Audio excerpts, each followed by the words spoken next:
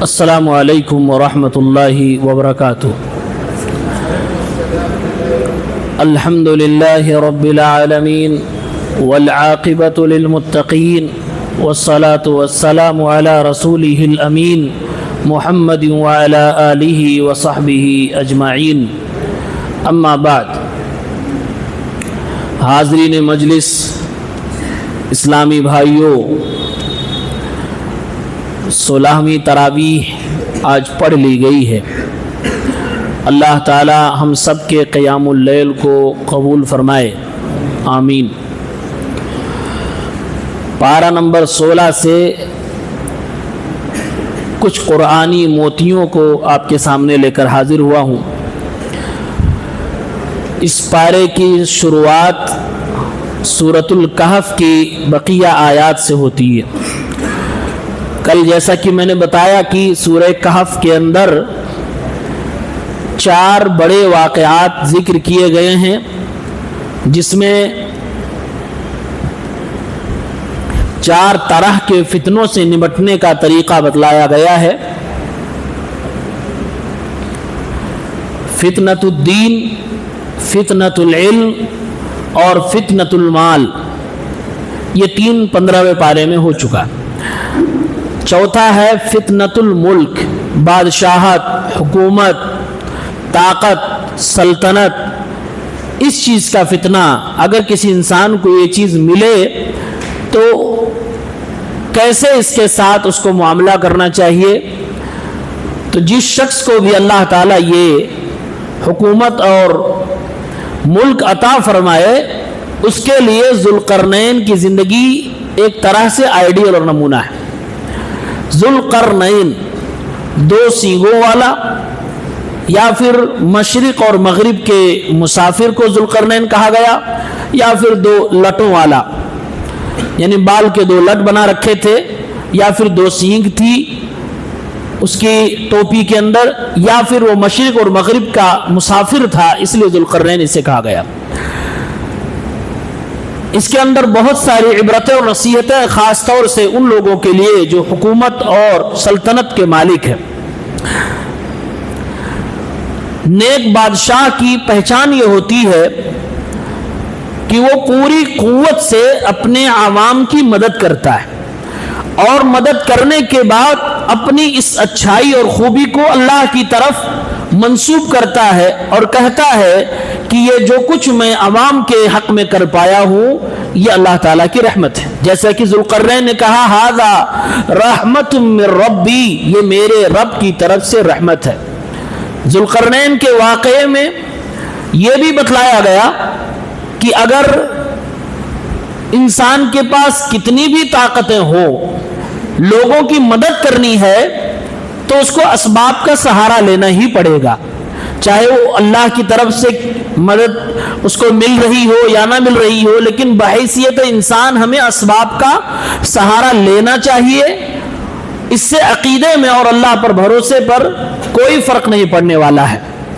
اسی لیے جب لوگوں نے کہا کہ یاجوج ماجوج ہم لوگوں کو بہت پریشان کرتے ہیں، آپ کوئی ہمارے اور ان کے درمیان دیوار بنا دیجئے تاکہ ہم لوگ محفوظ ہو جائیں، تو ذوالقرنین نے کہا ما مکنی ربی خیر، اللہ نے جو کچھ مجھے دے رکھا ہے اس میں بہت اچھائی ہے، بھلائی ہے، وہ بیسٹ ہے، لیکن اس کے باوجود فاعینونی بقوہ، تم لوگ طاقت سے میری مدد کرو، اجعل بینکم وبینہم ردما، تاکہ میں تمہارے ان کے درمیان ایک دیوار قائم کر سکوں۔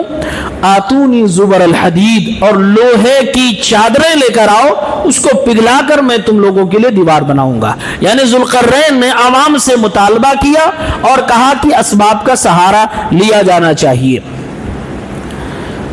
اسی طریقے سے اس واقعے کے اندر یہ بھی بتایا گیا کہ ایک حاکم کو اپنی رعایا سے ہمیشہ کنیکٹ رہنا چاہیے۔ ایسا نہ ہو کہ حاکم کسی اور دنیا میں جی رہا ہو اور رعایا اور پرجا کسی اور دنیا میں جی رہی ہو۔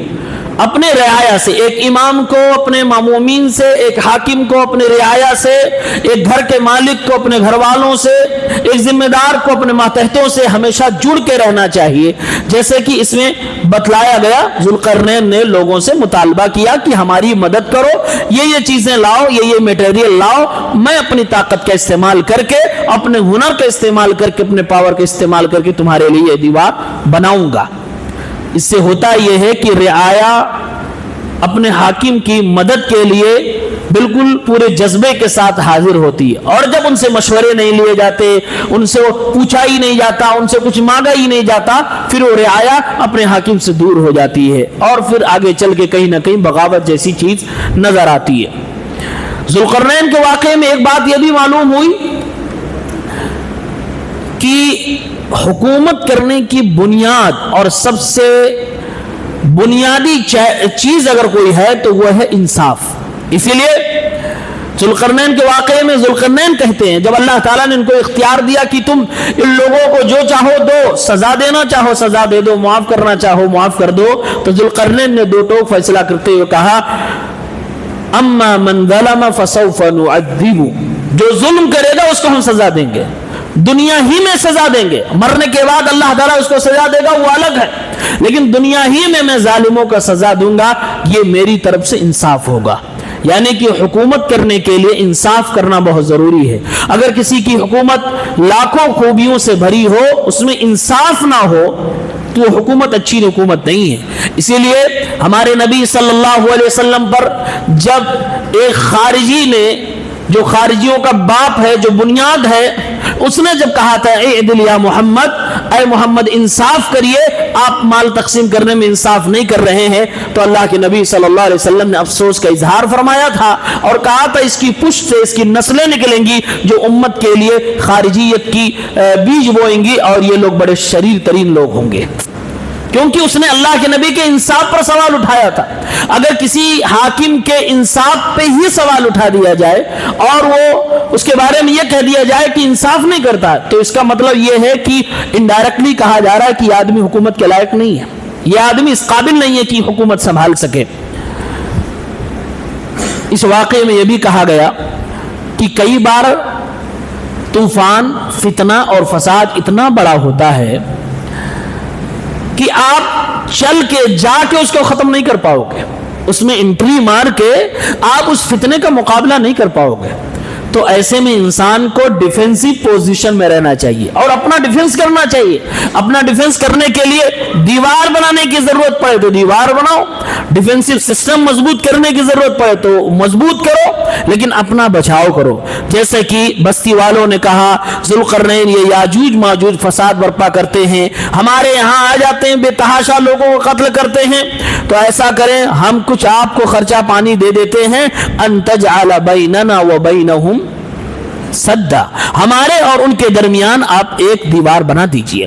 یعنی کہ ہم اس کے فتنے سے بچنا چاہتے ہیں، ان کی تباہی سے بچنا چاہتے ہیں. ہماری طاقت نہیں کہ ان کے اندر جا کے لڑیں، لیکن ہم اپنے آپ کو اگر بچانا چاہیں تو اپنی سرکشا تو کر سکتے ہیں، ہم اپنے آپ کو تو ایک کوچ میں محفوظ تو کر سکتے ہیں، تو کرنا چاہیے. آج بھی بہت سارے لوگ ایسے ہوتے ہیں جو اپنے پڑوسیوں سے پریشان ہوتے ہیں، پڑوسی سے پنگا نہیں لے سکتے، پڑوسی زیادہ مضبوط ہے، شرارتی ہے، خطرناک ہے. تو ایسے میں ایک آپشن بچتا ہے کہ آپ اپنی سرکشا کر لو. پڑوسی کے لوگ بدماش ہیں، الگ طبیعت کے ہیں، وہ عورتوں کو چھیڑنے والے ہیں. آپ اپنے گھر کی عورتوں کو بچانا چاہتے ہو، اپنے گھر کی دیوار صحیح کر لو، آپ اپنے گھر کی کھڑکیوں کو صحیح کر لو، اپنے گھر کے چھت کو صحیح کر لو، اپنے گھر کی عورتوں کو صحیح کر لو. تو یہ بچنے کا ایک طریقہ ہے جو اس واقعے سے ہمیں اور آپ کو ملا. اس واقعے میں ایک بہت بڑی نصیحت یہ ملی جو اللہ تبارک و تعالی نے فرمایا ہے کہ یاجوج ماجوج یہ وہ دیوار جو ذوالقرنین نے بنائی ہے روزانہ توڑ رہے ہیں، روزانہ توڑ رہے ہیں. جب اللہ رب العالمین چاہے گا کہ یاجوج ماجوج نکلے تو رب العالمین ان کو ایک دعا سکھلا دے گا.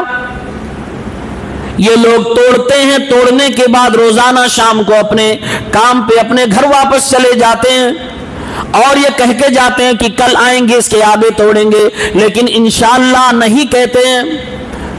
جب اللہ تعالیٰ چاہے گا کہ یہ لوگ باہر نکل کے آئیں، ان کے خروج کا وقت آ جائے گا، یعنی کہ قیامت قریب آ جائے گی، تو قیامت کی 10 بڑی نشانیوں میں سے ان لوگوں کا نکلنا بھی ہے۔ تو اس دن یہ لوگ توڑیں گے، شام تک دیوار توڑنے کے بعد جاتے وقت کہہ کے جائیں گے کہ اتنا ہو گیا، کل جب واپس آئیں گے انشاءاللہ پھر توڑیں گے۔ آخری بار جب یہ انشاءاللہ کہہ دیں گے، دوسرے دن جب آئیں گے تو پرانی محنت ان کو نظر آئے گی، یعنی کہ دیوار کافی کچھ ٹوٹ چکی ہوگی۔ اب انشاءاللہ کہے گے، برکت کی وجہ سے دوبارہ وہیں سے شروع کریں گے، دیوار ٹوٹ جائے گی، ساری دنیا پر یہ لوگ ٹوٹ پڑیں گے۔ اللہ تعالیٰ نے اس سے میسج دے دیا کہ لوگوں، انشاءاللہ کہنے کا کیا پاور ہے، تمہارے کام میں برکت ہو جاتی ہے، اللہ کی طرف سے مدد آ جایا کرتی ہے، اس لیے اپنے کاموں کے مابین تم انشاءاللہ ضرور کہا کرو، اور اپنے معاملات کو اللہ رب العالمین کی مشیت کے حوالے ضرور کیا کرو۔ یہ بھی ایک نصیحت کی بات ملتی ہے۔ یاجوج ماجوج یہ بڑی خطرناک قوم ہے، فسادی قوم ہے، ان کے فساد کی وجہ سے ہی دیوار بنائی گئی، یہ نکلیں گے پھر فساد برپا کریں گے، زمین پہ تباہی، خون خرابہ، ان کو ایسا لگے گا کہ زمین پہ جتنے ہیں سب کو میں نے مار دیا، تو یہ آسمان میں فرشتوں کو مارنے کے لیے زمین سے تیر چلائیں گے۔ اللہ تبارک و تعالیٰ ان کو دھوکہ دے رہا ہوگا، وہ تیر ادھر سے خون کے ساتھ لطپت آئے گا، رنگین ہوگا، یہ سمجھیں گے لو آسمان کے فرشتوں کو بھی ہم نے مار دیا، بڑی تباہی مچائیں گے۔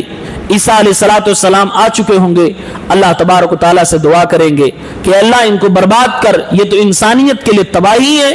پھر اللہ تبارک و تعالیٰ کی طرف سے ان لوگوں کو وبائی بیماری کے ذریعے سے مارا جائے گا، یعنی کہ کچھ بیماری ان کے گردن میں ہو جائے گی اور یہ سب کے سب مرتے چلے جائیں گے۔ ان کے مرنے کے بعد زمین میں اتنی بدبو ہوگی کہ برداشت کے قابل نہیں ہوگی۔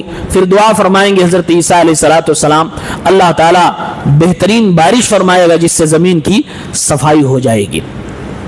تو یہ یاجوج ماجوج اور ذوالقرنین کا واقعہ جو سورہ کہف میں بیان ہوا۔ سورہ کہف میں یہ 4 فتنوں کو بیان کرنے کے بعد سب سے آخری آیت جب ہم اور آپ دیکھتے ہیں، آخری آیت گویا کی پوری سورت کا خلاصہ ہے، اس لیے ابن قیم رحمۃ اللہ علیہ اس آخری آیت کے بارے میں کہتے ہیں، هذه الآیت جمعت الدین کلہ، یہ آیت پورے دین کو اپنے اندر شامل کیے ہوئے۔ کیسے؟ آئیے ذرا اس آیت کو دیکھتے ہیں۔ قل انما انا بشر مثلکم یوحى الی انما الہکم الہ واحد، اے نبی آپ کہہ دیجئے میں تمہاری طرح ایک انسان ہی ہوں، میں کوئی اللہ کا فرشتہ نہیں، میں کوئی دوسری مخلوق نہیں، میں اللہ کا بندہ ہی ہوں۔ یوحى الیہ، لیکن ہم میں اور تمہیں ایک بڑا فرق یہ ہے کہ میری طرف اللہ تبارک و تعالیٰ کی طرف سے وحی کی جاتی ہے، تمہاری طرف وحی نہیں کی جاتی ہے۔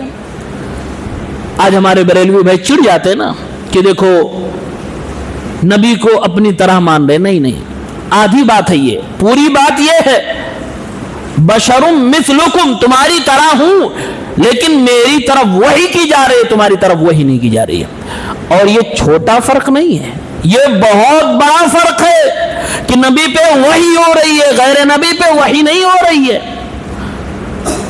اس فرق کی بنیاد پر اللہ تعالیٰ نے آپ کو بہت ساری خصوصیات عطا فرمائی تھیں۔ بعض علماء نے 40 خصوصیات کو اکٹھا کر کے کتابوں میں جمع کر دیا۔ اللہ کے نبی کی خصوصیات پر بھی میری ایک تقریر ریکارڈ ہوئی ہے جو میرے چینل یوٹیوب پر موجود ہے۔ تو یہ خصوصیات جو آپ کو ملی صلی اللہ علیہ وسلم کو، یہ آپ کے نبی ہونے کی وجہ سے ملی ہیں۔ تو یہ آپ کا نبی ہونا دنیا اور دوسروں کا نبی نہ ہونا، آپ پر اللہ کی طرف سے وحی اترنا، دوسروں پر وحی نہ اترنا، یہ بہت بڑا فرق ہے۔ ہمارے بھائی اسی فرق کو نہیں سمجھتے، اس لیے چڑ جاتے، کہتے ہیں انسان کی طرح نہیں، انسان تھے، اس کا انکار نہیں کیا جا سکتا۔ قرآن کی آیت ہے، جو انکار کرتا ہے قرآن کے نص کا انکار کر رہا ہے۔ تو گویا کہ ایک عقیدے کی اصلاح ہو گئی، اور یہی میرے نبی کی خوبی ہے کہ اللہ تعالیٰ نے انسان ہونے کے باوجود آپ کو چنا ہے اور آپ کو آخری نبی بنایا۔ انما الہکم الہ واحد، ایک نبی کا پیغام ہوتا دنیا والوں تمہارا معبود برحق صرف ایک ہے. اس کے بعد اللہ تعالیٰ نے فرمایا جو پورے سورۃ الکہف کا خلاصہ ہو سکتا ہے, فَمَنْ كَانَ يَرْجُو لِقَاءَ رَبِّهِ فَلْيَعْمَلْ عَمَلًا صَالِحًا وَلَا يُشْرِكْ بِعِبَادَةِ رَبِّهِ أَحَدًا. جو اللہ تعالیٰ سے ملنے کی امید رکھتا ہے. اللہ سے ملنے کی امید کس کو ہے؟ جس کو جنت میں جانا ہے, جس کو نماز میں من لگتا ہے, جس کو روزے میں من لگتا ہے, جو اللہ کے احکامات پہ چل لیتا ہے, اسی کو اللہ سے ملنے کی امید ہے.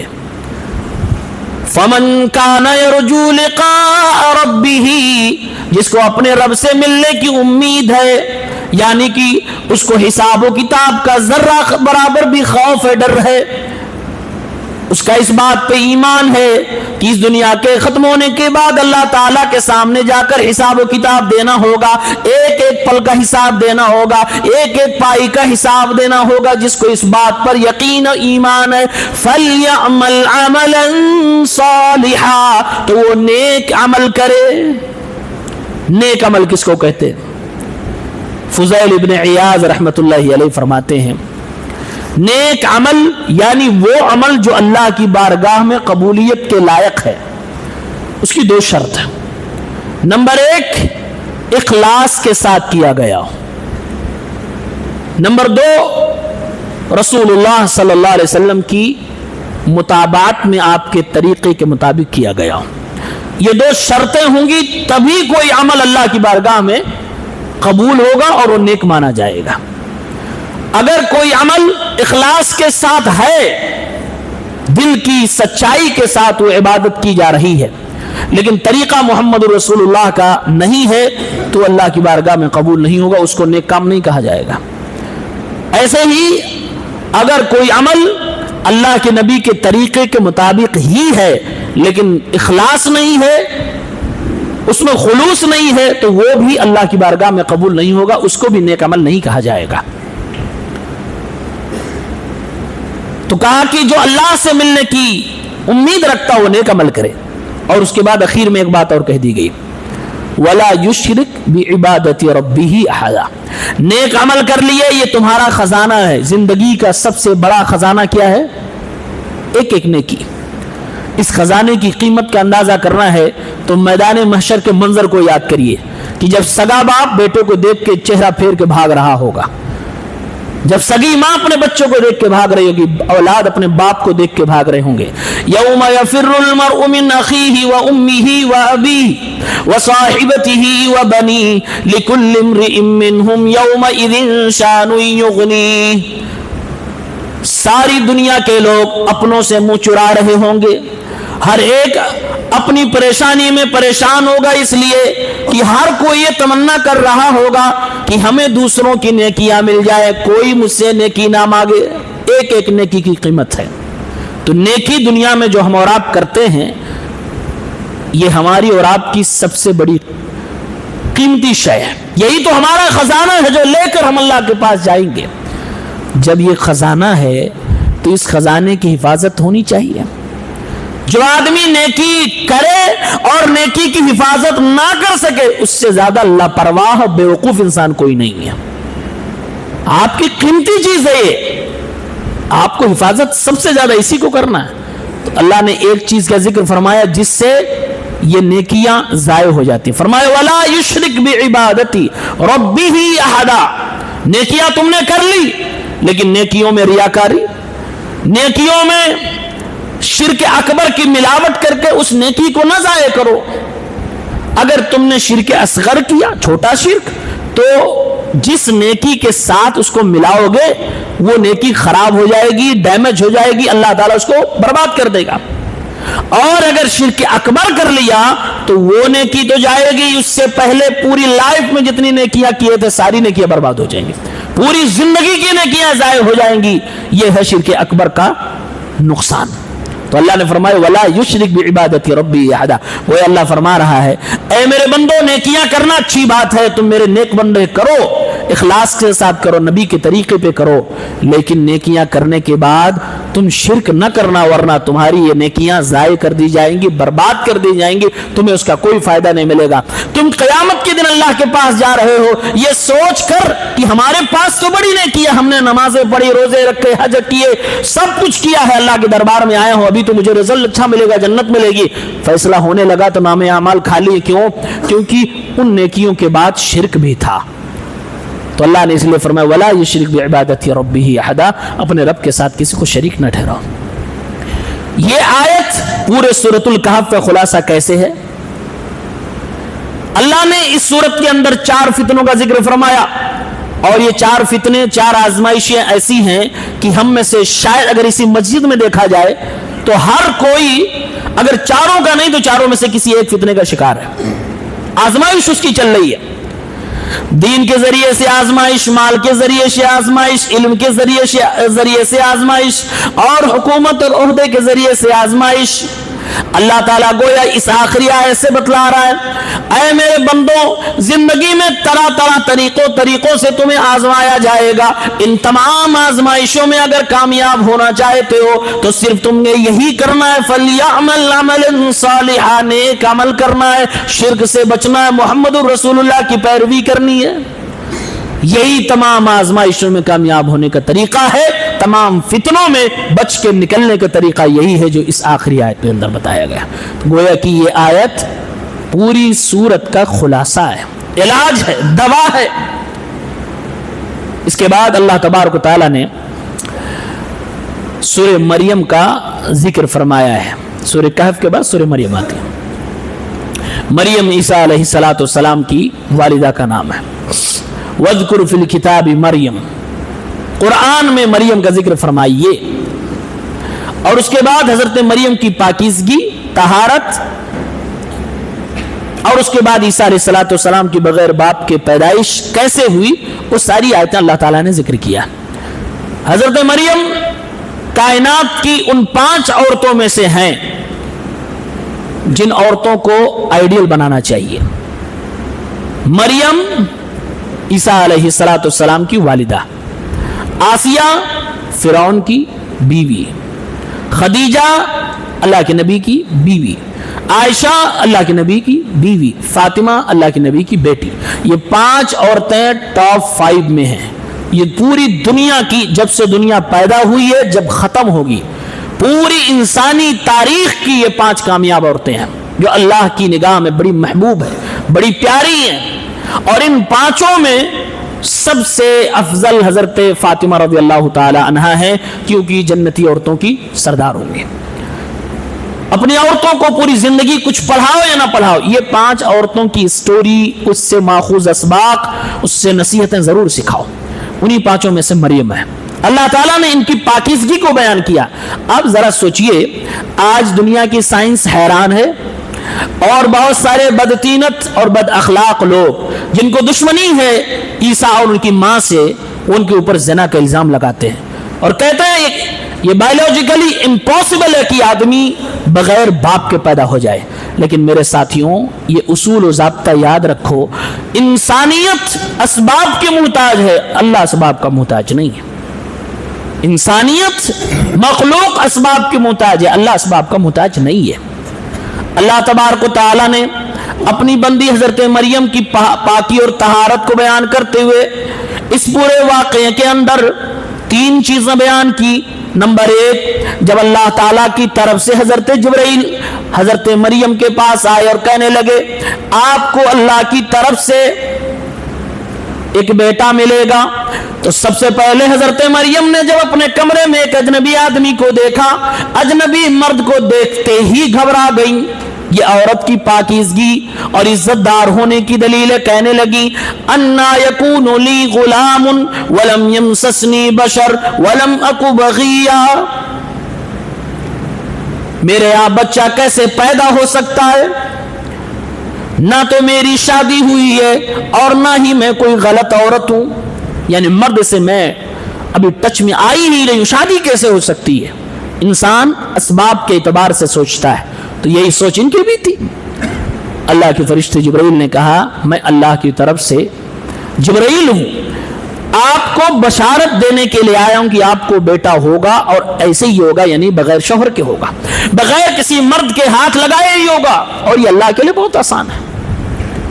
چنانچہ قبول کر لیا، لیکن جب پریگننسی اپنے آخری مرحلے میں پہنچی، اب بچہ پیدا ہونے والا ہے، تو ڈر ہوا کہ سماج کے اندر میری شہرت ایک عابدہ اور زاہدہ کی ہے، لوگ مجھے نیک عورت سمجھتے ہیں، ابھی بغیر شوہر کے بچہ پیدا ہوگا تو کتنی میری بدنامی ہوگی۔ ایک آدمی پہلے سے ہی بدنام ہو تو مرے ہوئے کو زخم کا اثر نہیں لگتا، لیکن جو زندہ ہو اس کو زخم کا اثر ہوتا ہے۔ جو عزت دار ہو، نیک نام ہو، جب اس کے سرے کوئی بدنامی لگے تو اس کے لیے پہاڑ ٹوٹ جاتا ہے۔ چنانچہ حضرت مریم علیہ السلام جب پریگننسی کا وقت قریب آ گیا، ڈیلیوری کا وقت قریب آ گیا، کہنے لگی قالت یا لیتنی مت قبل ھذا وکنت نسیا منسیا، کاش کی اس دن کو دیکھنے سے پہلے ہی میں دنیا سے چلی گئی ہوتی اور میں کوئی بھولی بسری شے بن جاتی، لوگ مجھے جانتے ہی نہ، میں کوئی ان نون پرسنالٹی ہوتی، کاش کی میں اس سے پہلے ہی مر چکی ہوتی۔ جبکہ ان کو یقین سے پتا تھا یہ اللہ کی طرف سے، لیکن سماج کو کیا چہرہ دکھاؤں گی اور سماج کے لوگوں کو اور ان کی زبان کیسے کنٹرول کروں گی، یہ درد اور یہ تکلیف کی وجہ سے یہ جملے ان کی زبان سے نکلے۔ یہ بھی دلیل ہے ان کی پاکیزگی کی، ان کی طہارت کی، کہ عورت کو اگر اپنی عزت کا خوف ہو تو ذرا ذرا سی باتوں پہ بھی وہ اپنی عزت بچانے کے لیے پوری کوشش کرے گی کہ میری عزت داغدار نہ ہونے پائے۔ عورت کے پاس اس کی عزت سے بڑی کیا کوئی چیز ہو سکتی ہے؟ نا، عزت سے بڑی عورت کے پاس کوئی چیز نہیں ہے، اور یہ عزت اس کو ایمان دلاتا، اگر ایمان نہ ہو تو عزت کا بھی خوف نہیں ہوتا ہے۔ یہ دوسری چیز ہو گئی۔ تیسری چیز، جب وہ اپنے ہاتھ میں گود میں عیسیٰ علیہ السلام کو لے کر قوم کے پاس پہنچ گئی، اللہ کی طرف سے تھا، کیا ہوگا اللہ بہتر جانتا۔ قوم کے لوگوں نے وہی کہا جس چیز کا ڈر تھا۔ قوم کے لوگوں نے کہا یا اخت ہارون ما کان ابوک امرأ سوء وما کانت امک بغیا، اے مریم تمہارے باپ بھی کوئی خراب انسان نہیں تھے اور تمہاری ماں بھی کوئی بدکارہ انسان عورت نہیں تھی۔ جب باپ بھی اچھا اور ماں بھی اچھی، خاندان پورا اچھا ہے، تم کیسے یہ ایک بچے کو گود میں لے کے چلی آئی؟ تمہارا تو شوہر ہی نہیں ہے۔ قوم نے یہی کہا جو حضرت مریم کو ڈر تھا، جس کی وجہ سے کہہ رہی تھی کاش کی اس سے پہلے مر گئی ہوتی۔ فاشارت الیہ، اپنے گود کے بچے کی طرف اشارہ کیا، کہا اس سے بات کرو، میری بے بسی اور مجبوری تو بس اتنی ہے، میں کس کس کو صفائی دوں، یہ اللہ کے حوالے میں نے چھوڑ رکھا ہے، اس سے بات کرو۔ لوگوں نے کہا کیف نکلم من کان فی المہد صبیا، جو ماں کی گود میں ابھی ہو، جو اپنی بھوک اور پیاس کے لیے بھی بول نہ سکتا ہو، وہ اپنی ماں کی عزت و آبرو کی حفاظت کے لیے کیسے بولے گا؟ ہم کیسے ایک شیرخوار بچے سے گفتگو کریں گے؟ لوگوں نے حضرت عیسیٰ کی طرف توجہ کی، ماں نے کہا فاشارت الیہ، میرے بیٹے سے بات کرو، یہ میری صفائی کی بات کرے گا۔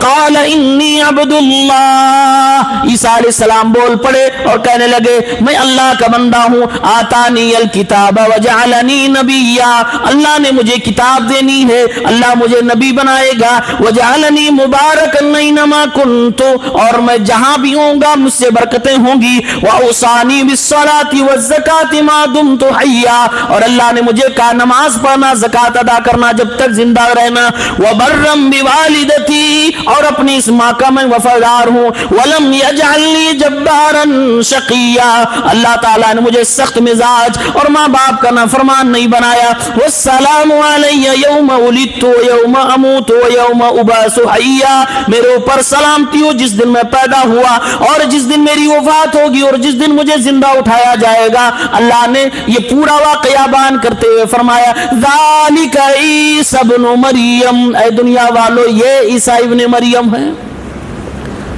عیسیٰ علیہ السلام بول پڑے، ماں کی گود سے بول پڑے، یہ اللہ کی قدرت نہیں تو کیا ہے؟ مسلم احمد کی صحیح حدیث عبداللہ ابن عباس صحابی رسول کہتے ہیں تکلم اربعۃ صغار، تاریخ اور ہسٹری میں 4 بچوں نے بولا ہے، چھوٹے بچے جو بولا نہیں کرتے، لیکن 4 بچے ہسٹری میں ایسے ملتے ہیں جنہوں نے گفتگو کی ہے۔ ایک تو یہ عیسیٰ ابن مریم، دوسرے صاحب جریج ایک واقعہ آپ لوگوں نے سنا ہوتا، ان کے اوپر بھی زنا کا الزام لگا تھا، وہ اللہ کے ولی تھے، ان کے حق میں بھی ایک بچہ ہی گفتگو کیا تھا اور اس نے گواہی دی تھی۔ تیسرے وہ شاہد یوسف علیہ السلام کی پاکیزگی کی گواہی دینے والا بچہ، اور چوتھا وابن ماشطۃ ابنت فرعون کی بیٹی کو ایک عورت کنگھا دیتی تھی، اس عورت کو فرعون نے مار ڈالا اور اس کے بچوں سمیت اس کو ابلتے ہوئے کھولتے ہوئے تیل کے اندر ڈال دیا تھا۔ وہ بچہ اپنی ماں سے بول پڑا تھا آخری ٹائم پہ، یا امہ اقتحمی فإن عذاب الدنیا اہون من عذاب الآخرہ، میری ماں آگ کے حوالے خود ہو جائیے، مجھے بھی کر دیجئے، لیکن اللہ کے ساتھ شرک نہ کریے، رب وہی ہے اسی کو مانیے۔ وہ بچہ اپنی ماں کے گود میں تھا تب وہ بول پڑا تھا۔ یہ حدیث مسند احمد میں 2821 میں موجود ہے۔ یہ 4 بچوں نے بچپن کی زندگی میں گفتگو کی ہے، اور 4 کے چاروں نے کسی کی عزت و آبرو اور ایمان کی حفاظت کے لیے گفتگو کی ہے، اور یہ کوئی تعجب کی بات نہیں، کیونکہ اللہ کی قدرت ہے۔ یہی اللہ جو آج زبانوں کو بولنے کی طاقت دے رہا ہے، کل قیامت کے دن چمڑیاں بھی بولیں گی۔ انسان انہی چمڑیوں سے بول رہا ہوگا کہ کیسے تم لوگ بولے، یہ چمڑیاں، یہ ہاتھ پاؤں، یہ انگلیاں، یہ آنکھیں، یہ سب کچھ بول پڑ۔ قالوا انطقنا اللہ الذی انطق کل شیء، اسی رب نے ہمیں بولنے کی طاقت دی ہے جس نے ہر چیز کو، ہر مخلوق کو، زبان کو بھی بولنے کی طاقت دی تھی۔ آج ہم چمڑیاں بول رہے ہیں، ہڈیاں بول رہے ہیں، پیر بول رہے ہیں، تو اس میں کون سی تعجب کی بات ہے؟ تو یہ 4 بچے بولے۔ اس کے بعد سورہ مریم کے ابتدا ہی میں یہی چیپٹر چل رہا ہے کہ اللہ تعالیٰ اسباب کا محتاج نہیں ہے۔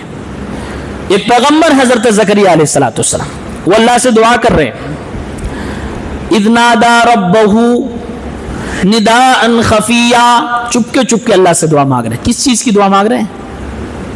اے اللہ بیٹا پیدا فرما دے۔ چپ کے کیوں کر رہے تھے دعا؟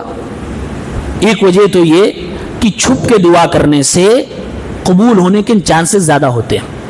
دوسری وجہ یہ جو مانگ رہے تھے، یہ بیٹا مانگ رہے تھے، اور ان کی خود کی کنڈیشن یہ تھی کہ اتنے بوڑھے ہو گئے تھے جیسے سوکھی لکڑی، اور بیوی شروع سے ہی بانج تھی۔ اگر یہ دنیا کے سامنے اس طرح کی دعا مانگتے تو شاید لوگ مذاق بناتے، دیکھو بوڑھے کو دیکھو، بیوی بانج ہے اور بڑھاپے کی دہلیز پہ ہے، قبر میں پیر لٹکائے ہوئے ہے، اور یہ بیٹا بڑھاپے میں مانگ رہا۔ اس لیے چھپ کے دعا مانگی، دعا مانگ رہے ہیں۔ اذ نادى ربه نداء خفيا قال ربي اني وهن العظم مني واشتعل الراس شيبا، اے اللہ ہڈیاں کمزور ہو گئی بڑھاپے کی وجہ سے، بال بھی سفید ہو گئے، ولم اكن بدعائك ربي شقيا، لیکن میں تیری دعا سے کبھی بھی محروم نہیں ہوا ہوں۔ اے اللہ اس سے پہلے جب مانگا تو نے عطا فرمایا، اسی امید سے آج پھر مانگ رہا ہوں۔ واني خفت الموالي من ورائي، اے اللہ میں دعا اس لیے مانگ رہا ہوں کیونکہ مجھے اپنے خاندان والوں سے ڈر لگ رہا ہے، میرے بعد آنے والی نسلوں سے ڈر لگ رہا ہے، کہیں ایسا نہ ہو یہ نبوت کا وراثت ضائع ہو جائے، اور نبیوں کا وراثت، یہ علمی خزانہ دنیا میں آگے نہ بڑھ پائے، میرے تک ختم ہو جائے۔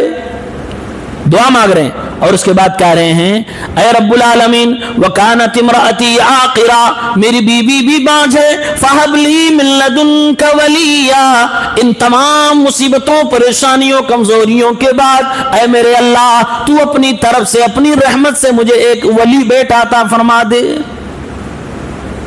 ساری مشکلیں کمزوریاں گنائیں، اس کے بعد ایک بیٹے کی فرمائش رکھتی۔ کہتے ہیں اللہ سے جب دعا مانگنا ہو تو اپنی جتنی کمزوری ہے سب کھول کے رکھ دو اللہ کے سامنے، وہاں کون سے شرم کی بات ہے؟ کمزور تو ہے نا، فقیر ہیں ہم اللہ کے لیے سامنے، اپنی پوری کمزوریاں کھول کے رکھ دو اور پھر اللہ سے مانگو۔ اللہ بغیر اسباب کے بھی تمہیں وہ چیز عطا فرما سکتا ہے. انہوں نے دعا مانگی اور ان کی یہ دعا قرآن میں 3 الفاظ کے ساتھ مذکور ہے. ایک یہاں پر ہے, ایک سورہ آل عمران میں ہے اور سورہ انبیاء میں ہے, اور تینوں میں موتیاں ہیں, خزانے بھرے ہوئے ہیں. اگر تینوں الفاظ کو شرح اور تفسیر کیا جائے تو کافی وقت درکار ہے. ایک تو یہ دعا مانگی فَهَبْ لِي مِن لَّدُنْكَ وَلِيًّا, اپنی طرف سے اپنی رحمت سے اللہ عطا فرما دے. میں اس لائق نہیں لگ رہا ہوں, انسان اسباب کا محتاج, اسباب نہیں ہے, اسباب ہیں بھی تو پھولولے لنگڑے اپاہج ہیں. اللہ تعالیٰ میں بوڑھا ہو چکا ہوں. کتنا بوڑھا ہوں آگے بتا رہے ہیں.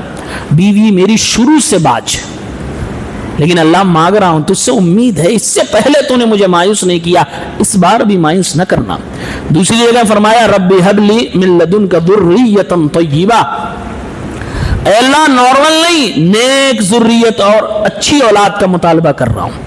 سورہ انبیاء میں فرمایا ربی لا تذرنی فردا وانت خیر الوارثین, اے میرے اللہ مجھے اکیلا نہ چھوڑ, میں اپنی وراثت, علمی وراثت, دینی وراثت اپنے آنے والی نسل میں ٹرانسفر کرنا چاہتا ہوں. اے رب العالمین مجھے تنہا نہ چھوڑنا, میرے بعد میری نسل پیدا فرما دے.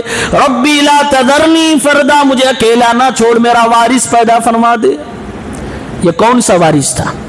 یہ وراثت مال و دولت کی وراثت نہیں تھی, یہ نبی تھے. ان کے بعد نبوت کی جو تعلیمات ہوتی ہیں دنیا میں پھیلائے گا کون؟ کیونکہ انبیاء وراثت میں مال, دینار و درہم نہیں چھوڑتے. اللہ کے نبی نے فرمایا ہے ما ترکنا صدقہ, ہم انبیاء کی جماعت سارے نبی جو بھی دنیا میں چھوڑ کے گئے مال و دولت وہ سب اللہ کی راہ میں صدقہ ہے. ہماری اصل وراثت کیا ہے؟ علم ہے. العلماء ورثۃ الانبیاء, علماء انبیاء کے وارث. کیوں؟ کیونکہ انہوں نے ان سے علم لیا ہے. ان کی اولادیں ان کی جائیداد نہیں لیتی, اسی لیے حضرت ابوبکر صدیق نے حضرت فاطمہ الزہرا کو اللہ کے نبی کی جائیداد کا حصہ نہیں دیا, کہا یہ سب صدقہ ہے, اور آل رسول پہ صدقہ کھانا جائز نہیں ہے. اور آپ کے باپ کی, نبی پاک کی ساری جائیداد جیسے آپ کو نہیں ملے گی ویسے میری بیٹی حضرت عائشہ کو بھی نہیں ملے گا, ویسے عمر کی بیٹی حفصہ کو بھی نہیں ملے گا. اور اگر یہ مال وراثت میں بٹنا تھا تو حضرت حفصہ کو بھی ملتا, عائشہ کو بھی ملتا, اسی طرح سے حضرت فاطمہ کو بھی ملتا, کیونکہ جیسے بیٹیوں کا حصہ ہے ویسے بیویوں کا بھی حصہ ہے. لیکن حضرت ابوبکر نے کہا نہیں, نبی کی حدیث ہے کہ جو کچھ چھوڑ کے جا رہے ہیں مال وہ سب صدقہ ہے. اتنا کلیئر کٹ یہ حدیث سے بخاری میں موجود ہے. لیکن ہمارے شیعہ بھائی اسی چیز کو ذریعہ بنا کر حضرت ابوبکر صدیق کو گالیاں دیتے ہیں, ان کو بے ایمان کہتے ہیں, ان کو غاصب کہتے ہیں, نعوذ باللہ کیا کیا کہتے ہیں. اللہ تعالیٰ ان سب کو ہدایت دے. یہ دعا فرمائی حضرت زکریا, اللہ تبارک و تعالیٰ نے دعا قبول کی. کب؟ کتنی جلدی. سورہ آل عمران میں اللہ نے فرمایا کہ وہ نماز پڑھ رہے تھے, نماز میں دعا مانگی, نماز ہی میں اللہ کے فرشتے نے آواز دی اے زکریا تیری دعا قبول کر لی گئی, اللہ تعالیٰ نے تیری دعا سن لی ہے, اب تجھے بیٹا دیا جائے گا. خوشخبری ملی. مانگا انہوں نے ہی مانگا تھا. مانگنے کے فوراً بعد جب کہا گیا آپ کی ریکویسٹ قبول, فوراً تعجب اور خوشی سے کہہ رہے ہیں قال ربی انا یکون لی غلام وکانت امرأتی عاقرا وقد بلغت من الکبر عتیا. اے اللہ کیسے بچہ پیدا ہوگا, بیوی میری باج ہے اور میں سوکھ کے لکڑی کی طرح بوڑھا ہو چکا ہوں. عتیا مطلب سوکھی ہوئی لکڑی کو بولتے ہیں. جیسے آدمی بڑھاپے کی آخری دہلیز پہ چلا جائے, میں اتنا بوڑھا ہو گیا, ہڈیاں میری کمزور ہو گئی, بال سفید بڑھاپے کی وجہ سے, میری بیوی شروع سے باج ہوگا کیسے؟ فرشتوں نے کہا یہ اللہ نے کہا ہے, اللہ تعالیٰ نے یہ کہا ہے اور اللہ کے لیے یہ بہت آسان ہے. اے زکریا گھبراؤ نہیں, آپ کے دادا آدم کو جب کچھ نہیں تھے تو پیدا کیا, آپ تو کم سے کم زندہ ہیں, آپ کی بیوی تو ہے. اسباب کا محتاج اللہ نہیں ہے, اللہ چاہے تو بغیر اسباب کے بھی دے سکتا ہے. لیکن آگے سورہ انبیاء میں اللہ تبارک و تعالیٰ نے ان کے تعلق سے فرمایا وَأَصْلَحْنَا لَهُ زَوْجَهُ, ان کی دعا جب اللہ نے قبول فرما لی, دینا تو تھا ہی, اللہ تعالیٰ نے اس باج بیوی کو درست فرما دیا. وہ بانجپن کی بیماری قدرتی طور سے، نو میڈیکل، نو دوا، ختم، رب العالمین نے عطا فرما دی۔ وَأَصْلَحْنَا لَهُ زَوْجَهُ، ہم نے اس کے لیے اس کی بیوی کو درست کر دیا، ٹھیک کر دیا۔ اور پھر اللہ تبارک و تعالیٰ نے فرمایا زکریا ہم نے تمہیں اولاد عطا فرما دیے، اور زکریا یہ جو اولاد پیدا ہوگی خصوصی دعا کے بعد تمہیں دی جا رہی ہے، اس کا نام بھی میں رکھ رہا ہوں، اس کا نام یحییٰ ہوگا۔ یہ نام اس سے پہلے انسانوں میں کسی کو نہیں رکھا گیا، ابھی بچہ نہیں آیا دنیا میں، اس سے پہلے نام ڈیسائیڈ ہو گیا۔ اور حضرت مریم کے کیس میں ان کی ماں نے جب منت مانی تھی، ان کی پیدائش ہوئی تھی، تو انہوں نے بھی کہا تھا وَسَمَّيْتُهَا مریم، ہم نے مریم نام رکھ دیا۔ یعنی کہ اس واقعے میں پیدا ہونے سے پہلے نام رکھا جا رہا ہے، اس واقعے میں پیدا ہونے کے وقت رکھا جا رہا ہے۔ ہمارے دین میں کہا جا رہا ہے کہ 7ویں دن پیدائش کے نام رکھا جائے۔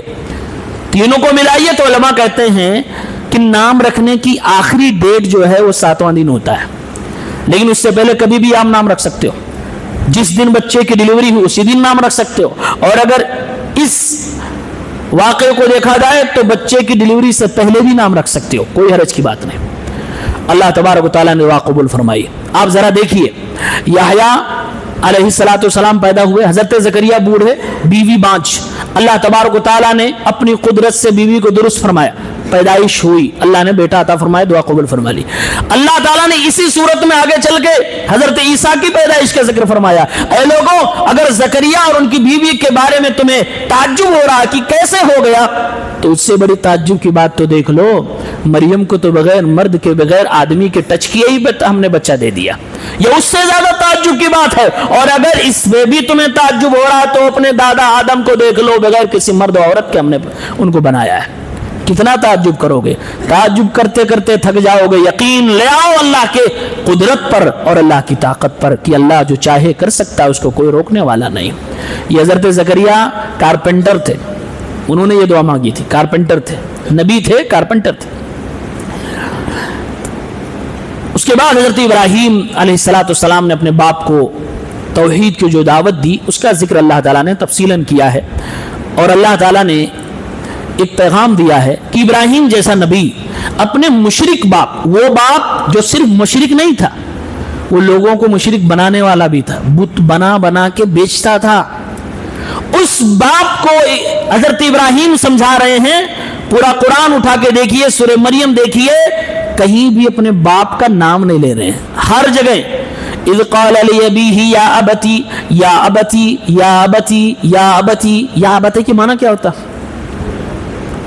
او my dear father, my dear father, میرے پیارے ابا جان، اتنا پیار سے اپنے باپ کے سامنے توحید کی دعوت رکھ رہے ہیں۔ اور باپ کا غصہ 7ویں آسمان پہ، باپ کہہ رہا ہے اراغب انت عن آلہتی یا ابراہیم، کیا چاہتے ہو یہ جو بنا رہا ہوں، جو ہمارے معبودان، ان کو چھوڑ دوں؟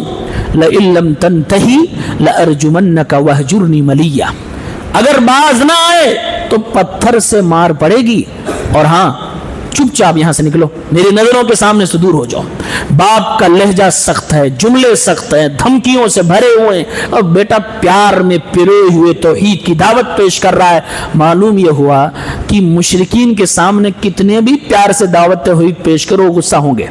لوگ کہتے ہیں نا کہ وہ ذرا پیار سے، ذرا پیار سے، توحید کی دعوت کتنا پیار سے آپ دینا چاہتے ہو دو، مشرک غصہ ضرور ہوگا۔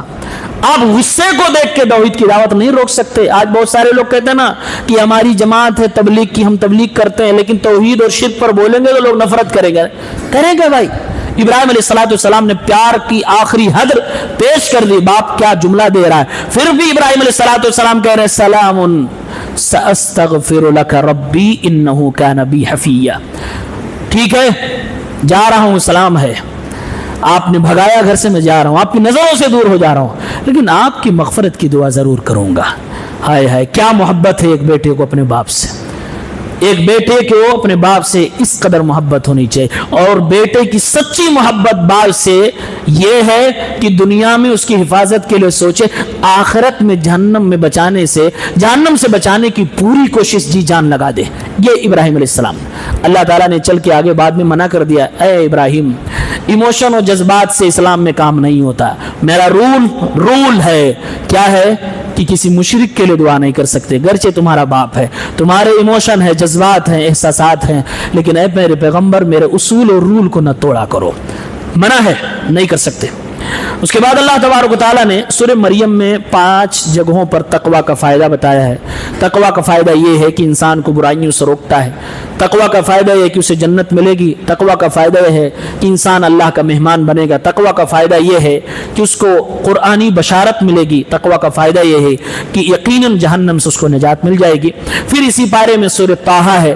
سورہ طٰہٰ میں اللہ تبارک و تعالیٰ نے عقیدہ بیان کیا. الرحمن علی العرش استویٰ، اللہ عرش کے اوپر مستوی ہے. یہ عقیدہ ہے ہمارا اور آپ کا. لوگ کہتے نہیں اللہ صرف عرش پہ نہیں ہے، ہر جگہ بھی ہے، عرش پہ بھی ہے. یہ لوگوں نے اپڈیٹ کرا ہے. پہلے یہی لوگ جو آج یہ کہتے ہیں پہلے سیدھے دھڑلے سے بولتے تھے اللہ ہر جگہ ہے. جب بچوں نے یہ آیت یاد کر لی اور ان کے عالموں سے آیت پیش کرنا شروع کر دیا تھا، اب تھوڑا سا اپڈیٹ ہو گئے، بدل گئے. بولے نہیں اللہ نے یہ نہیں کہا کہ اللہ صرف عرش پہ. اللہ نے کہا اللہ عرش پہ. اس کا مطلب یہ ہوا کہ اللہ عرش پہ بھی ہے اور ہر جگہ بھی ہے. یہ بھی باطل عقیدہ ہے، یہ بھی غلط عقیدہ ہے. صحیح کیا ہے؟ الرحمن علی العرش استویٰ، اللہ عرش پر مستوی ہے. ہر جگہ والی بات کسی نبی سے نہیں منقول، نہ کسی صحابی سے منقول، نہ کسی سلف سے منقول ہے. یہ ان لوگوں کی اپنی گڑی ہوئی بدعتی جاہلیت ہے. ہر جگہ صرف عرش پہ نہیں، عرش پہ بھی ہے اور ہر جگہ بھی ہے. یہ کس نے کہا؟ کسی سلفی عالم نے نہیں کہا، کسی صحابی نے نہیں کہا. لہٰذا یہ ان کے اپنے گھر کا گڑھا ہوا عقیدہ. صحیح جواب کیا ہے؟ اللہ عرش کے اوپر مستوی ہے. اب جو تم کہتے ہو تو کیا اللہ تعالیٰ عرش پر ہے تو ہم لوگوں کو دیکھ رہا کہ نہیں دیکھ رہا، سن رہا کہ نہیں سن رہا؟ جی سن رہا ہے، دیکھ رہا. اس کی دلیل بھی اسی سورہ طٰہٰ میں موجود ہے. اللہ تعالیٰ نے حضرت موسیٰ اور ہارون کو بھیجا، کہا جاؤ فرعون کے دربار میں. حضرت ہارون علیہ السلام موسیٰ علیہ السلام گئے. ذرا انسانی خوف تھا. اللہ نے فرمایا اننی معکما اسمع وارا، ڈرو نہیں، جاؤ موسیٰ اور ہارون جاؤ فرعون کے دربار میں. ڈرنا نہیں، میں تم دونوں کے ساتھ ہوں، سن رہا ہوں، دیکھ رہا ہوں. یہ جواب ہے کہ اللہ فرما رہا میں تم دونوں کے ساتھ ہوں. ساتھ ہونے کا مطلب یہاں معیت ذات نہیں کہ ذات کے اعتبار سے میں تمہارے ساتھ ہوں. مطلب یہ ہے میرا سپورٹ ہے، میری مدد ہے، میں دیکھ رہا ہوں، میں سن رہا ہوں، میں پورے طور سے تم لوگوں کی مدد میں لگا ہوا ہوں. ڈرنے کی ضرورت نہیں ہے. یہ اس کا مطلب. تو اللہ تعالیٰ عرش پہ ہوتے ہوئے ساری دنیا دیکھ رہا ہے، کنٹرول کر رہا ہے. اس عقیدے میں کیا پرابلم ہے بھائی؟ اس کو مان لینے میں کون سی مصیبت آ جا رہی ہے؟ مصیبت یہی آ جا رہی ہے کہ وحدت الوجود کا عقیدہ خراب ہو جائے گا جو تم لوگوں نے گڑھ رکھا ہے اور تمہارے بڑوں نے گڑھ رکھا ہے. اس لیے صحیح عقیدہ ہے اللہ عرش پر مستوی ہے. اللہ کی طاقت، قدرت، اس کا علم، اس کی بصارت، اس کی سماعت ساری دنیا کے کونے کونے تک، چپے چپے تک موجود ہے. سمندر کی تہوں میں، آسمان کی بلندیوں میں، فضاؤں میں، جنگلوں میں، ہر جگہ اللہ تعالیٰ دیکھ رہا ہے، سن رہا ہے، اور اللہ تبارک و تعالیٰ کی پہنچ وہاں تک ہے. اس کے بعد اللہ تعالیٰ نے موسیٰ علیہ السلام کے 3 رشتہ داروں کا ذکر فرمایا. یہ بھی بہت انٹرسٹنگ بات ہے. موسیٰ علیہ السلام کا بچپنا بھی بڑا عجیب و غریب گزرا ہے. آپ ذرا سوچیں، ایک ایسی کنٹری میں ہے، ایک ایسے بادشاہ کے انڈر میں ہے جس نے اناؤنس کر دیا جتنے بچے پیدا ہوں سب کو مار دیا جائے، قتل کر دیا جائے. کیوں؟ تختہ بچانا ہے، منصب اور عہدہ بچانا ہے. آدمی کرسی کا اتنا لالچی ہو جائے کہ پیدا ہونے والے بچوں کے قتل کا فرمان دے دے. تاریخ نے ایسا کرسی کا لالچی انسان نہیں دیکھا. یہ فرعون تھا. کسی نے پریڈکٹ کر دیا، کسی جوتشی نے بتا دیا کہ ایک بچہ آئے گا اور آپ کی حکومت پیدا ہوگا جو آپ کی سلطنت کو پلٹ دے گا. اچھا، اپنی حکومت بچانے کے لیے آرڈر جاری کر دیا. ایسے میں موسیٰ علیہ السلام کی پیدائش کیسے اللہ تعالیٰ نے بچایا ہو. اللہ جسے بچانا چاہے اسے کوئی نہیں مار سکتا، اور اللہ بچانے پہ آ جائے تو آرڈر دینے والے اسی ظالم کے گھر میں، اسی آنکھوں کے سامنے اس کو پالے گا. تم کچھ نہیں کر سکتے. اللہ کے سامنے انسان کیا ہے؟ کچھ نہیں ہے، کچھ نہیں ہے، کوئی حیثیت نہیں ہے. فقیر ہے، سب فقیر ہے. یہ دنیا میں انسان تم ترا رہا ہے، سینہ چوڑا کر کے چل، کچھ نہیں اللہ کے. اب فرعون دیکھو اپنے آپ کو رب کہہ رہا ہے. موسیٰ علیہ السلام کو اللہ نے بچایا، بچانے میں 3 لوگوں کا کردار دیکھیے۔ نمبر 1، پہلے تو ماں، اللہ نے فرمایا اذ اوحینا الی امک ما یوحا، اے نبی موسیٰ آپ کی ماں کی دل میں نے بات ڈالی تھی۔ کیا بات ڈالی؟ کہ اپنے بچے کو اٹھاؤ اور ماں کی ممتا کو قربان کرو، جذبات سے کام نہ لو، بیٹے کی زندگی کی حفاظت ہے کرنی ہے، ایک نبی کی حفاظت کرنی ہے، اپنے بچے کو اٹھاؤ، ایک تابوت میں بند کرو اور سمندر کے حوالے کرو، اللہ پہ بھروسہ کرو۔ یہ کس نے کلیجہ دیا تھا؟ موسیٰ کی ماں کو۔ آج کوئی ماں کر سکتی ہے؟ نہیں، ڈائن بھی نہیں کرے گی، نہیں کر سکتی ہے۔ یہ ماں کا کلیجہ برداشت ہی نہیں کر سکتا کہ اپنے چھوٹے بچے کو تابوت میں بند کر کے بہتے سمندر میں ڈال دے۔ اللہ نے فرمایا یہ بات میں نے ڈالی تھی، یہ بات میں نے سمجھائی تھی، یہ صبر میں نے دیا تھا۔ اور جب عقل اور جذبات کی لڑائی ہو تو عقل اور شریعت کو بلندر کرنا چاہیے، جذبات کو تھوڑا ٹھنڈے بستے میں ڈالنا چاہیے۔ تو ان کی ماں کا بہت بڑا رول ہے۔ اللہ نے آگے فرمایا وَأَلْقَيْتُ عَلَيْكَ مَحَبَّةً مِّنِّي وَلِتُصْنَعَ عَلَىٰ عَيْنِي، میں نے اپنی طرف سے تیرے اوپر محبت ڈال دی ہے، نچھاور کر دی ہے۔ ایک ماں کا کردار، اس کے بعد بہن کا کردار دیکھو۔ ان کی بہن بھی اہم رول ادا کر رہی ہے اپنے بھائی کی حفاظت میں۔ ماں نے ڈال دیا بیٹا بیٹی ذرا دیکھ تیرا بھائی کہاں بہتے ہوئے جا رہا۔ بہن پیچھا کر رہی اسی تابوت کا، پیچھا کرتے کرتے اللہ نے فرمایا اذ تمشی اختک، اے موسیٰ آپ کی بہن بھی چلتی جا رہی تھی اور اپنے بھائی کے اسی تابوت کے اوپر نظر جمائے ہوئے تھی۔ اسی بہن کی محنت اور کوشش سے موسیٰ علیہ السلام کو تابوت سے نکالا گیا اور فرعون کے محل تک پہنچایا گیا، اور پھر دودھ پلانے والی بحیثیت ماں کو وہاں تک پہنچایا گیا۔ وہی ماں موسیٰ کی دودھ پلانے کے لیے فرعون کے دربار تک پہنچتی ہے۔ بیچ میں رول کس نے ادا کیا؟ یہی بہن تھی۔ اللہ تعالیٰ فرما رہا ہے کہ اے لوگوں، ایک بچے کو ماں سے جدا کرنا یہ میرا کام نہیں ہے۔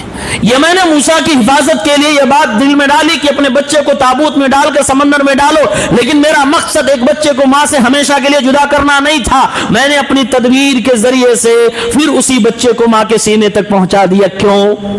فرمایا کئی تقر عینھا ولا تحزن، کیونکہ ایک ماں دودھ پیتے بچے کو چھوڑ کے نہیں رہ سکتی، اس کی آنکھوں کی نیند غائب ہو جائے گی۔ اللہ فرمایا کئی تقر عینھا، تاکہ ان کی آنکھوں کی ٹھنڈک برقرار رہے، ولا تحزن، اور ان کو غم نہ ہو۔ یہ موسیٰ کی ماں کے جذبات کا خیال کیا جا رہا ہے، اور کہا گیا کہ تدبیر مکمل ہو گئی، جان کی حفاظت ہو گئی، اب بیٹے کو ماں سے ملا دیا جائے۔ ملا دیا گیا۔ یہ دوسرا رشتہ ہے۔ تیسرا رشتہ ہے ان کے بھائی ہارون کا۔ انہوں نے اللہ سے کیا کہا؟ اے اللہ مجھے تو نے نبی بنا دیا، میرے سینے کو کھول دے، میری زبان میں لکنت ہے اس کو صحیح فرما دے، لوگ سمجھ جائیں۔ اے اللہ ایک اور گزارش، کیا؟ اے اللہ میرے گھر میں میرا ایک چھوٹا بھائی ہے، اس کا نام ہارون ہے، وَاجْعَلْ لِي وَزِيرًا مِّنْ أَهْلِي، میرے فیملی میں سے میرا وزیر، میرا منسٹر، میرا سپورٹر، میرا مددگار، میرا ہیلپر ہارون کو بنا دیجئے۔ وزیر کا معنی کیا ہوتا ہے؟ کبھی غور کیا؟ انگلش میں اس کو منسٹر بولتے ہیں، رئیس الوزراء، پرائم منسٹر۔ وزیر، منسٹر، وزیر کا معنی ہوتا ہے بوجھ اٹھانے والا، بوجھ ہلکا کرنے والا۔ قرآن کریم میں ہے اللہ تزر وازرۃ وزر اخری، وزر کا معنی بوجھ۔ وزیر جو بوجھ اٹھاتا ہے، ہلکا کرتا ہے، یعنی جو اس سے بڑا ہے، جیسے پردھان منتری ہے، پرائم منسٹر کے نیچے جتنے وزیر ہیں یہ سب پردھان منتری کے کام کا بوجھ اٹھاتے ہیں اور اس کو سپورٹ کرتے ہیں۔ حضرت موسیٰ نے دعا فرمائی وَاجْعَلْ لِي وَزِيرًا مِّنْ أَهْلِي، اے اللہ رب العالمین میری فیملی میں سے میرے بھائی کو میرا وزیر بنا دے تاکہ میرا بوجھ ہلکا ہو جائے۔ کیوں یہ دعا کیوں مانگی تھی؟ قرآن میں دوسری جگہ پہ اس کی وضاحت ہے۔ حضرت موسیٰ نے خود کہا تھا ہوا افصح منی لسانن، وہ زبان کے اعتبار سے مجھ سے زیادہ بہتر بولنا جانتا ہے، اس کی زبان میں بالکل سلاست ہے، اے اللہ تعالیٰ اس کو میرا سپورٹر بنا دے۔ اور صرف سپورٹر ہی نہیں، آگے اللہ تعالیٰ نے فرمایا حضرت موسیٰ علیہ السلام فرما رہے ہیں ہارون اخی، اے اللہ میرے بھائی کو میرا وزیر بنا، اشدد بہ ازری، اور ہارون کے ذریعے سے میری کمر کو مضبوط فرما دے، واشرکہ فی امری، اور اے اللہ صرف ہیلپر نہیں اس کو بھی نبی بنا دے، میرے معاملے میں اس کو شریک بنا دے۔ آپ الفاظ غور کریں اور پھر بھائیوں کی قربانیوں کو دھیان دیں.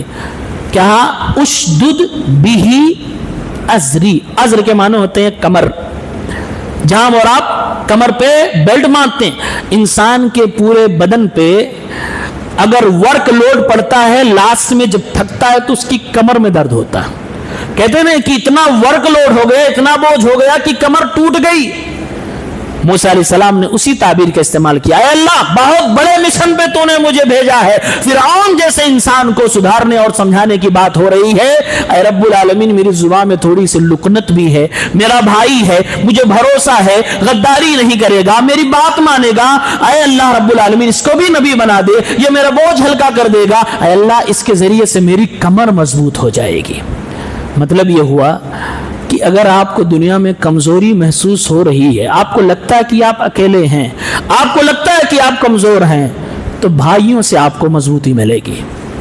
آج ہم اور آپ یہی کرتے ہیں کہ بھائیوں کو دور کر کے اوروں کو اپنا قریبی اتنا بنا لیتے ہیں کہ کوئی اور آ کے ہمیں مار بھی دیتا ہے, لوٹ بھی لیتا ہے, اور ہم کمزور کے کمزور رہ جاتے. بھائیوں سے سپورٹ ملتا, طاقت ملتی ہے, کمر مضبوط ہوتا, مضبوطی ملتی ہے.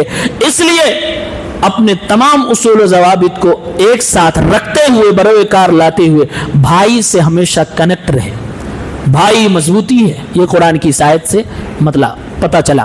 تو اس صورت کے اندر اللہ تعالیٰ نے موسیٰ علیہ السلام کے 3 رشتہ داروں کا ذکر فرمایا. بھائی, اور بھائی سے بھی ان کو مدد ملی. ماں, یہ تو جان کی حفاظت کا ذریعہ بنی. بہن نے تو باکمال کردار ادا کیا اور اپنے بھائی کو محل تک پہنچایا ہے. تو یہ تینوں رشتے زندگی میں بڑے قیمتی ہیں. ماں کا رشتہ, بھائی کا رشتہ اور بہن کا رشتہ, یہ لاجواب رشتے ہیں. ان رشتوں کو ضائع نہ کیا جائے. یہ میسج ہے, یہ رشتے زندگی کے ہر موڑ پہ کام آئیں گے. بروئے کار آپ لائیں اس کو. شرط یہ ہے کہ آپ وفاداری کا جذبہ رکھیں, سامنے والا بھی وفاداری کا جذبہ رکھے, اور مل جل کے رہیں. ماں کی محبت بے مثال ہوتی ہے, بہن کی محبت بے مثال ہوتی ہے, بھائی کی محبت بڑی مضبوط محبت ہوتی ہے. وہ ہمارے ہر مشکل وقت میں ہمارے ساتھ آ جائے تو دنیا اگر ہمارے خلاف ہو تب بھی پرواہ نہیں ہوتا ہے. اللہ رب العالمین ہم سب کو نیک سمجھ عطا فرمائے. ان رشتوں کو ہمیں اور آپ کو جوڑنے کی توفیق عنایت فرمائے. رب العالمین ہم سب کو قرآن فہمی کی توفیق دے. سبحانک اللہم و بحمدک اشہد ان لا الہ الا انت استغفرک و اتوب الیک. وآخر دعوانا ان الحمد للہ.